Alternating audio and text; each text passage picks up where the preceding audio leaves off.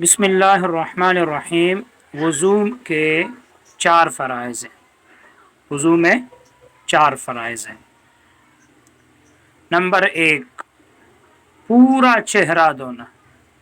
पूरा चेहरा धोना ये 1 मरतबा पूरा चेहरा धोना ये फ़र्ज़ है। अब वजहन जो चेहरा है ये मुवाजहत से है। मुवाजहत का माना है जिससे सामना होता है। अब इसकी हुदूद क्या है? तो याद रखना, ये जो पेशानी के बाल है, पेशानी के बालों से लेकर टोड़ी के नीचे तक, ये लंबाई में इसके हुदूद है। पेशानी के बालों से लेकर टोड़ी के नीचे तक ये लंबाई में हद है। और चौड़ाई में एक कान की लौ से दूसरे कान की लौ तक ये चेहरे की हद है। 1 मरतबा पूरा चेहरा धोना फ़र्ज़ है। ख़ास तौर पर ये जो होंठ है इसका ख़ास ख्याल रखा करें, ये खुश्क रह जाती है। इसी तरह जो आंखों के ऊपर वाले पपोटे होते हैं, इसी तरह ये कान के साथ ये जो हिस्सा है, ये वाला कान के साथ ये जो हिस्सा है ये खुश्क रह जाता है। इसका ख़ास ख्याल रखें। तो चेहरे की हुदूद लंबाई में ये जो पेशानी के बाल है यहाँ से टोड़ी के नीचे तक, और एक कान की लौ से दूसरे कान की लौ तक ये पूरा चेहरा धोना। अब पूरा चेहरा धोना 1 मरतबा ये फ़र्ज़ है। अब दाढ़ी भी तो आ गई। अब यहाँ टोड़ी को कैसे धोएंगे? तो याद रखना, जो दाढ़ी है इसकी 2 किस्में। एक वो दाढ़ी है जो हल्की हो, जिसमें अंदर का काल नज़र आती है, और दूसरी वो दाढ़ी है जो घनी हो, जिसमें अंदर की काल नज़र न आती हो। तो जो हल्की दाढ़ी है जिसमें अंदर की काल नज़र आती हो, तो अंदर काल तक पानी पहुंचाना फ़र्ज़ है। अंदर काल तक पानी पहुंचाना फ़र्ज़ है। और जो दाढ़ी घनी हो जिसमें अंदर के काल नज़र न आए, तो फिर जो चेहरे का हुदूद है वही इतना दाढ़ी धोना तो फ़र्ज़ है। जो चेहरे की हुदूद है वही टोड़ी के नीचे तक। बाकी जो दाढ़ी लटक रही है इसका मसा करना सुन्नत है। वो इंशाल्लाह सुनन में आएगा।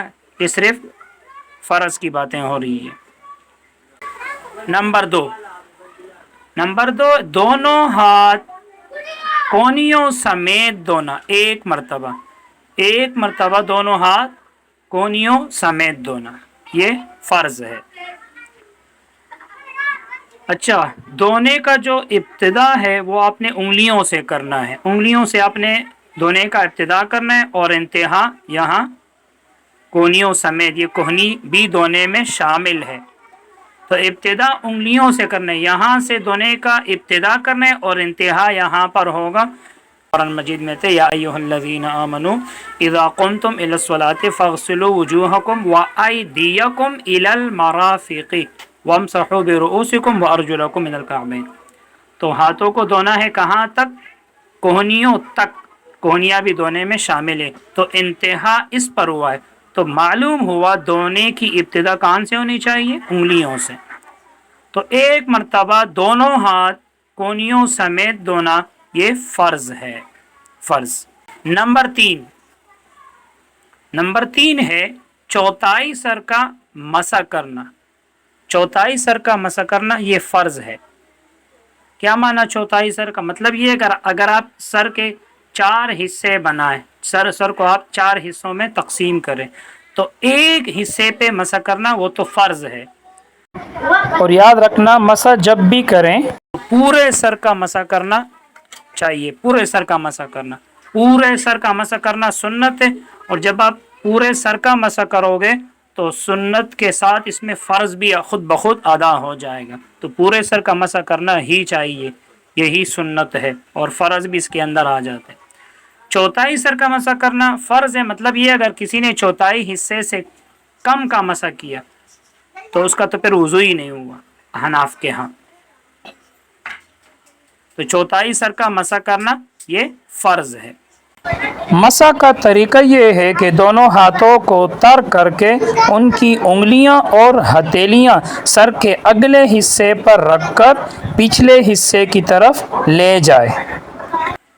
نمبر 4، ایک مرتبہ دونوں پاؤں ٹخنوں سمیت دھونا۔ ایک مرتبہ دونوں پاؤں ٹخنوں سمیت دھونا۔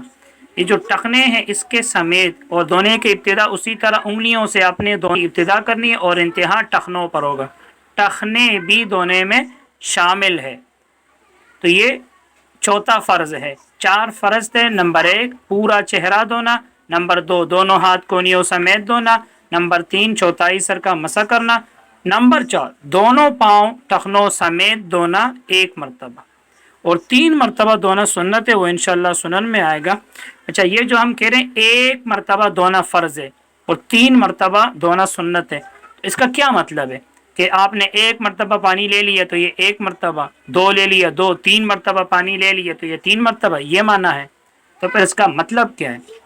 یاد رکھنا، یہ جو ہم کہتے ہیں 1 مرتبہ دھونا فرض ہے، 3 مرتبہ دھونا سنت ہے، تو 1 مرتبہ دھونا فرض، اس کا یہ مطلب نہیں ہے کہ آپ نے 1 مرتبہ پانی لے لیا اور وضو پہ ڈال دیا، بلکہ 1 مرتبہ دھونے کا مطلب یہ ہے کہ 1 مرتبہ یہ پورا وضو دھل جائے، کوئی جگہ خشک نہ رہے، یہ 1 مرتبہ ہو گیا۔